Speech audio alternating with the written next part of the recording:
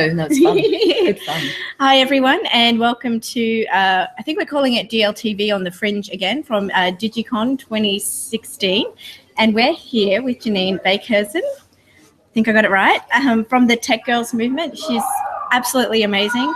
Her superhero power is definitely changing the world, not just your amazing smile. And we just had a fabulous keynote by you. And it's all about empowering girls to be involved in tech, but even bigger than that, recognizing our diversity and how that can have an impact on our future. It was wonderful to hear your ideas for tapping into that other half of and population, and being able to leverage change and make the world a better place to live in. I love the message of your session. Thank you. Thank you so much. I'm glad the message came through, and I'm very excited to be here chatting to you today. Yeah. So you've been on this passion-fueled adventure for a few years now. What can you say are the big changes that you've noticed since you've really started driving for more tech girls?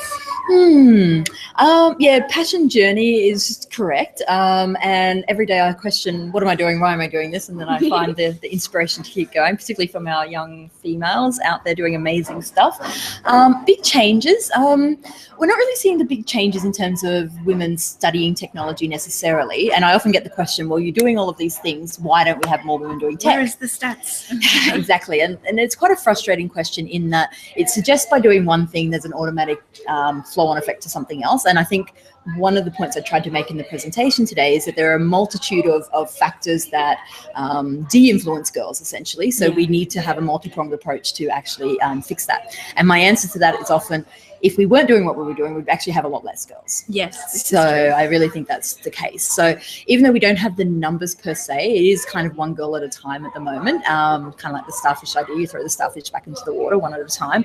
But I think there is power in that. And I think I'm starting to see a groundswell, and it's called the Tech Girls movement for a reason, because I'm trying to create a movement. This is certainly not about me. It's about our next generation. And the fact that people are starting to own it and they're starting to take it on as their own is powerful.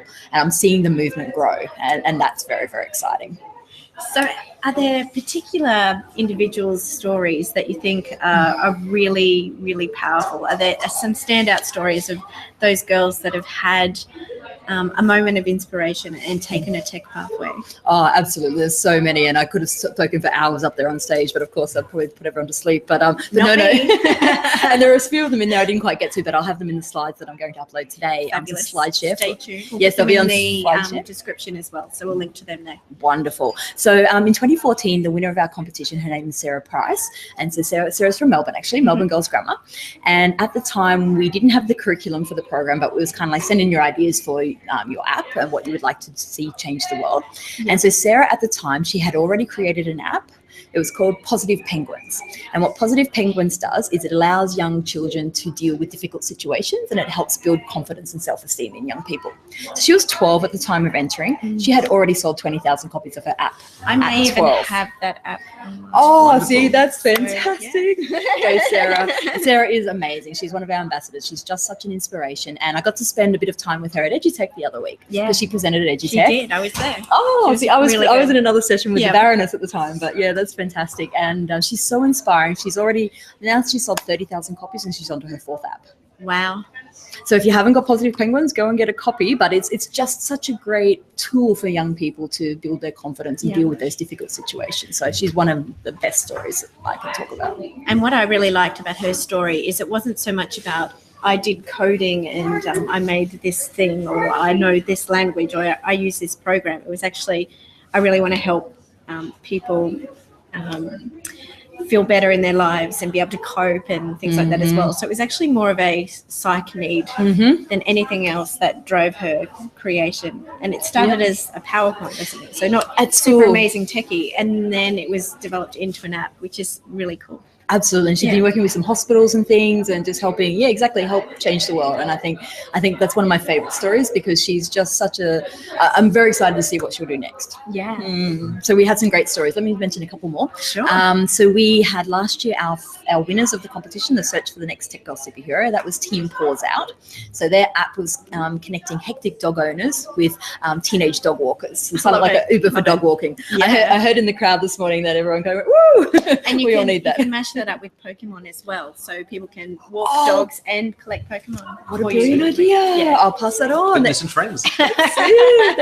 They literally landed from San Francisco this morning, where we've been for the last week in Silicon Valley. They've been showing off the app to all sorts of interesting people from around the world, and so they're doing very amazing things. And they have a working prototype now that we've been playing with, and they're getting that fully developed. I think the launch date is the 26th of September for the full app.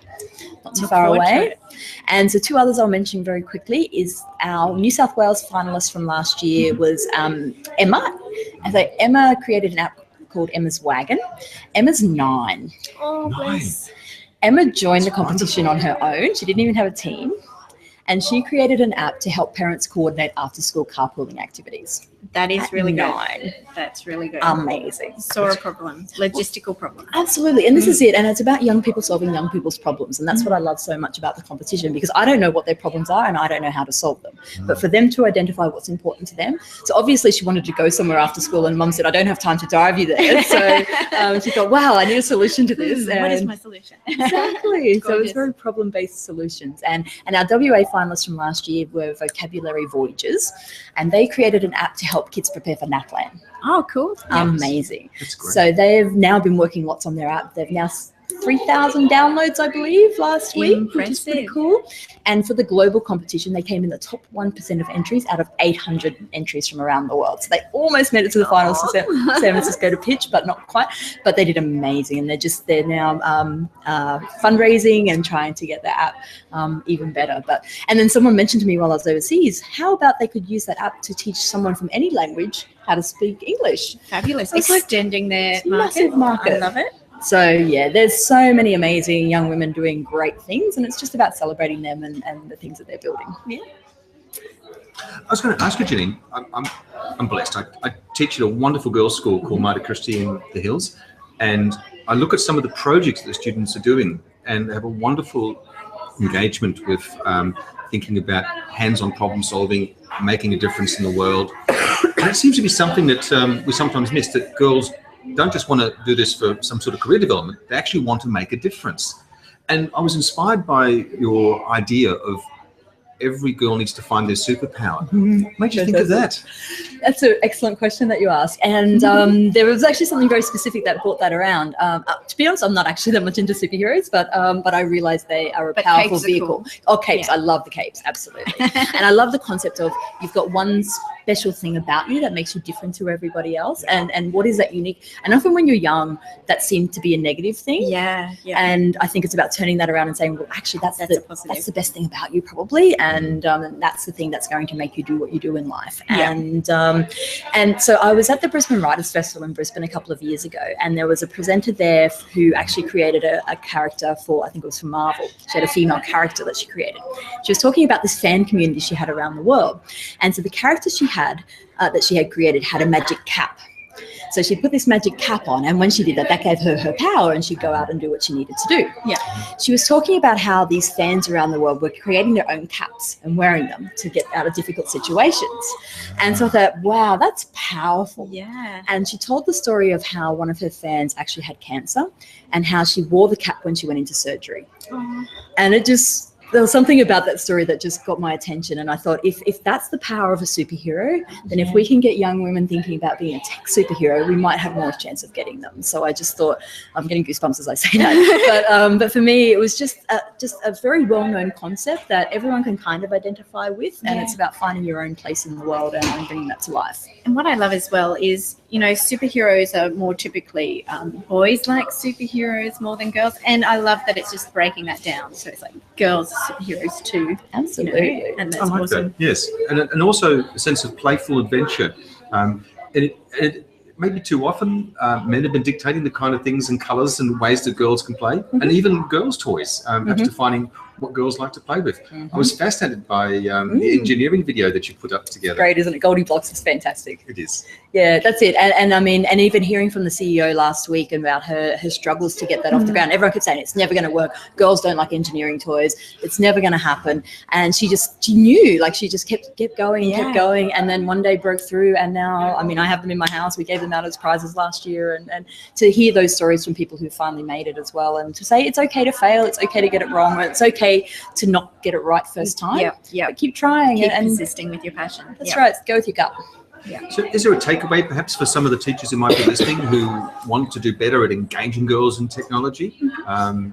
I guess you were saying we should start a lot younger with inspiring girls? Definitely. I mean, you start younger. So the research says we do lose girls around 9 years old with tech or with STEM. That's when, I guess, the media images start to take over and it's not cool to be in tech.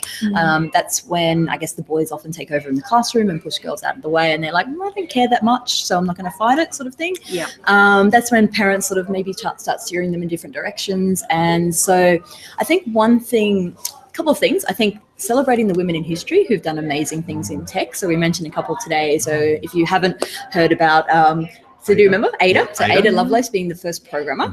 We have Hedy Lamarr, who invented spread spectrum, which is the basis for Wi-Fi back in the 1920s, while being a Hollywood screen goddess on the side. Why not?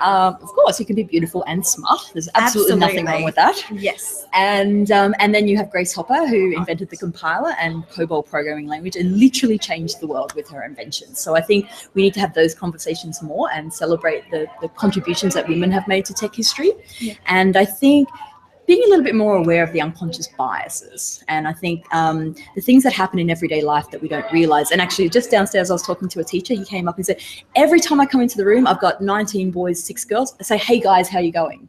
Yeah. And that kind of language can be a bit alienating to girls if sort of, I mean, I know guys is a slang that we all say it, myself included, and I was only just picked up on this recently. So, I mean, I've been doing this for a long time as well. So I think it's okay to say that we get it wrong.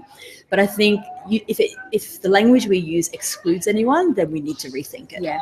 And I think particularly because we are such a multicultural country, the word guys is a very Australian slang thing. So even people from other countries probably don't really get it either. Yeah. And that what it actually means to us, that we don't mean anything by it. And I think it can offend people. So I think just being a bit more conscious of the language you use, expecting to see women at the table, getting young people used to that idea that, okay, that it's a bunch of guys, there actually should be some women there making the decisions as well. And getting young people to expect that. And not just assuming this is the default, then we will just go with what we think is mainstream and breaking down some of those stereotypes. That's exactly it, yeah. So I think those couple of things, if you do one of those, I think you're doing great. I reckon it's all wonderful takeaways for teachers, and I hope you guys are listening and enjoy that. Yeah. And I certainly look forward to sharing. You could like to share once again your website. Sure, www.techgirlsmovement.org, and you can find us on Twitter, Instagram, Facebook, all of those things. But share us your stories. We'd love to celebrate all the great things that you're doing with our network. And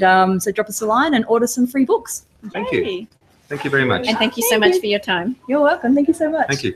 Now I'm going to catch that good idea. I'm going to catch your phone there. I'm going to catch a good idea here. Catch a good idea? Yeah, here we go.